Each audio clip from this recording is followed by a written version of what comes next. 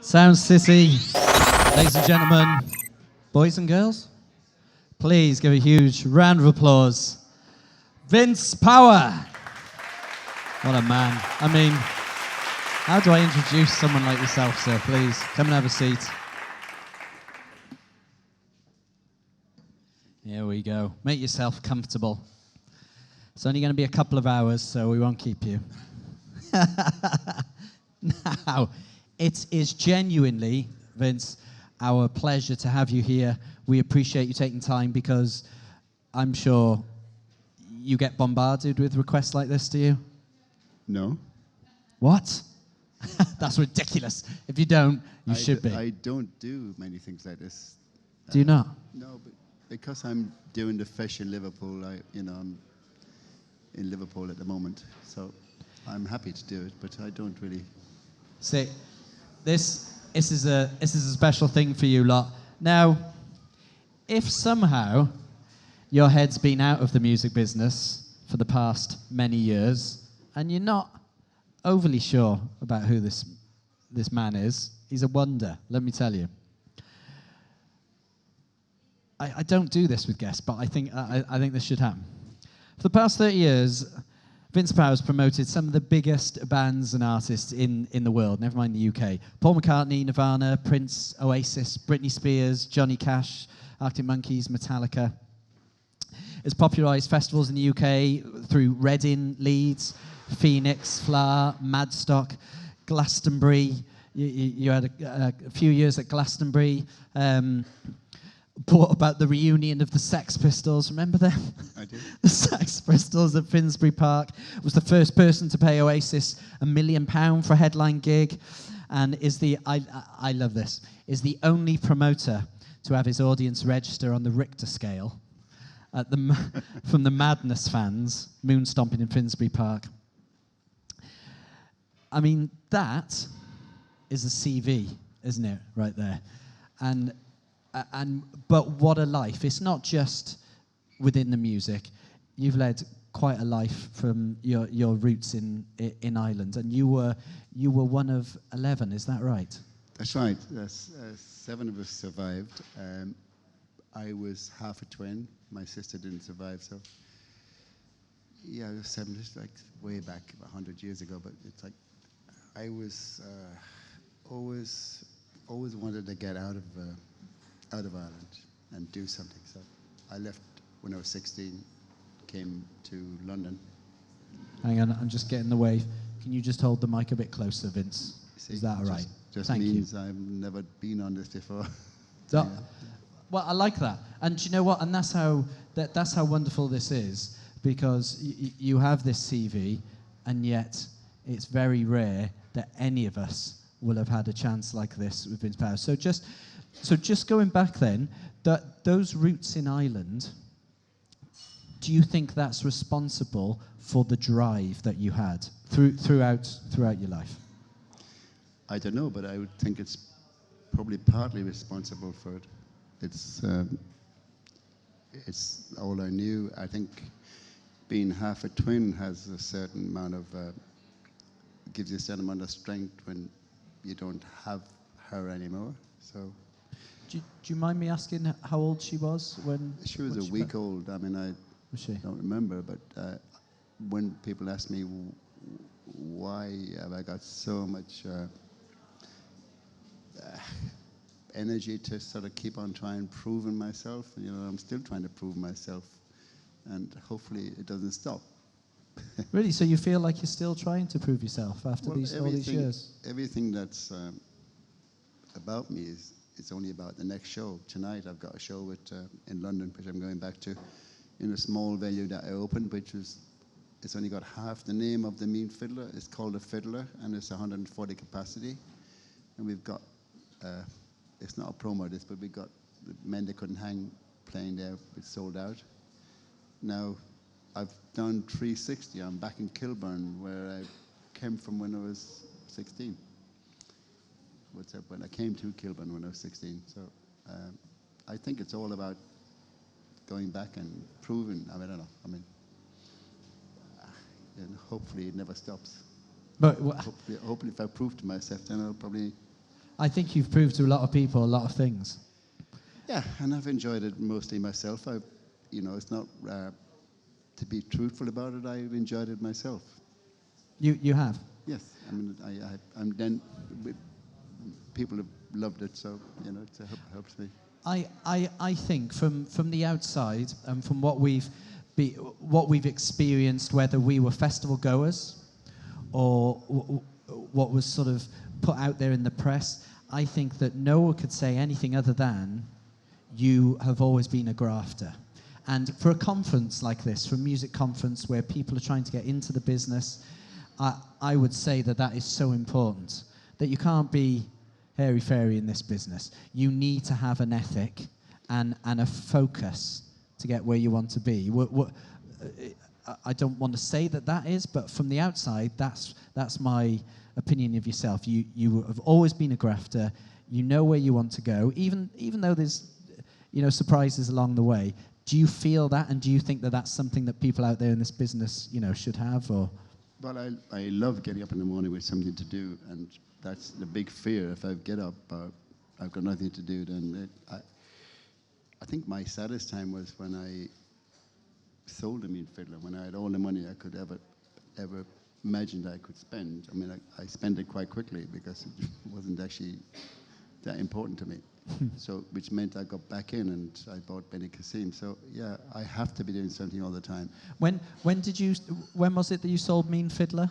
2003.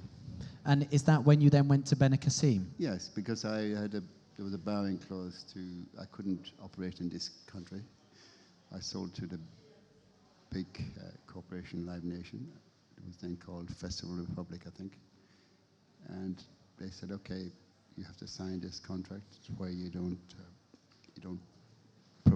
do anything anywhere else for 5 years, I think.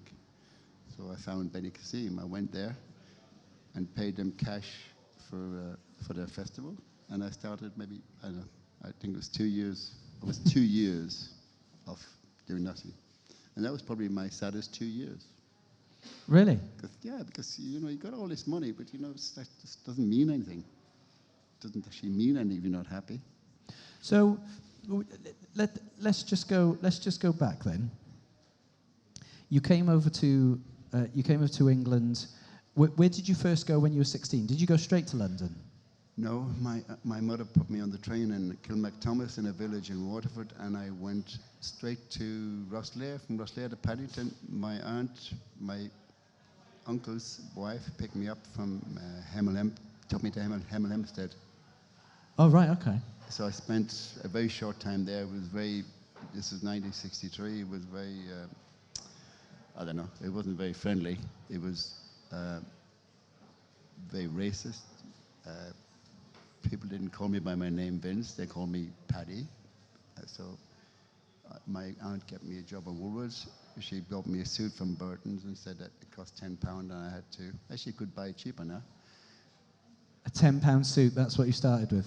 £10 suit, and she said, you got to pay me £1 a week on this. I was earning £11 a week. So I spent a very short time in Hemel Hempstead and went back to Kilburn, which I've come back to now. So I've done the whole trip all the way around. And we could talk for hours about that moment, because you did everything from demolition to antiques.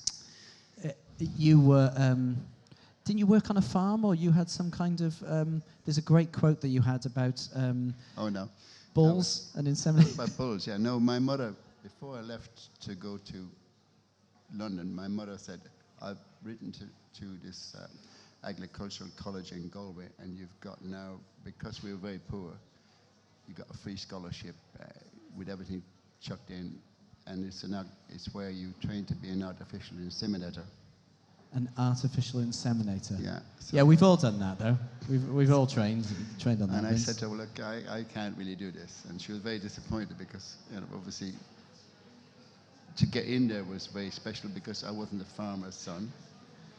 We were called labourers, and we lived in a very small cottage with all of us. So, she was very, very pleased that she got this thing from me and I could stay. But that's when it came to the crux when I wouldn't stay. And so the second option was to go to my aunt in Hemel Hempstead.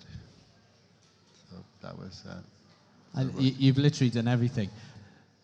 How then does a young Irish lad who's come over to England, has been in antiques and all these things, how did you then get into the music? Was music always part of your life? 'Cause as a Welshman, you know, from birth, we have music. Was that the same as an Irishman as well? You always had a love for music? Well, my mother's side of the family were called Barrys, and that was where the music came from. I never knew much about my father because he was an orphan, and I didn't know where he came from really. But so all the music was my mother's side, Barrys, and they were all local musicians. My grandfather was eccentric. He played. This is where the Mean Fiddler came from. He played a fiddler. He played a fiddle, and he was always called a Mean Fiddler. But he never played. So your grandfather was actually called the Mean Fiddler. Yes. And that's where the name came from. Yes. So he would play, but he would go into a room, and we'd all sit around outside the door. But he wouldn't actually let us see him play the fiddler. So he was obviously playing it, but unless he had a recording, which we didn't have in those days. So we actually never saw him play the Mean Fiddler because he was totally eccentric. I love that. You would say in Ireland he was as mad as a brush, but you know. So music, when I go back to Ireland now, which I'm involved still in Ireland, I'm involved in the horse racing course there. And when I go back, I see all redhead kids playing accordions and fiddles, and I know that they're my cousins. They're all from one area, which is nice to see. I love that. And so, when did what was the first job? When was your step into the actual music and taking because it started with a venue, is that correct? I started working in Woolworths, and I didn't like it, so I went to London, and I met this Irish contractor which was doing demolition, and I was very good at climbing, so he gave me the job of stripping the roofs. You were stripping the roofs? Roofs off the demolition. I mean, lots of demolition going on in London in the 60s. So. And I bet there was no health and safety either, was there? No. I fell off once and. Fell off the roof? Yes. Fell right through the rafters and landed on the floor. And. How far did you fall? 2 floors, between the rafters. You fell 2 floors between the rafters? Yes. And you survived with what exactly? Well, I was torn from side to side, but I survived. Is that when you thought, I'm not sure this career is good for me? Well, the dad of the chap that was driving the sort of thing that was, he came back from the pub and he was like driving the digger or the sort of JCB that was trying to knock the walls down. So he came in, got into the thing after being there, and just drove the actual thing against the wall, and then the whole place collapsed. With Vince right in the middle. Yeah. So his dad was a really nice, caring man, and he said he sacked his son, and I think he punched him as well. Yeah, of course he did. You're sacked, and you're having one of these. Yeah. So I mean, you know.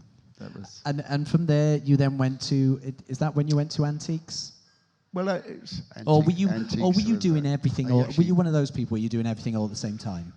You had your finger in a lot of pies. I thought, you know, the way I should do this to be the biggest advertiser on Yellow Pages. So I gave the perception that I was the biggest dealer in the world, but I wasn't, and I knew very little. But what I did was I had people who knew more. So if I got a call regarding china or jewelry or something like paintings, then I would actually put it to somebody else, and they would give me a commission on it. So if you open the Yellow Pages, it's not much different from today when you open your website and find out who's buying and selling. Now, there's a story about a painting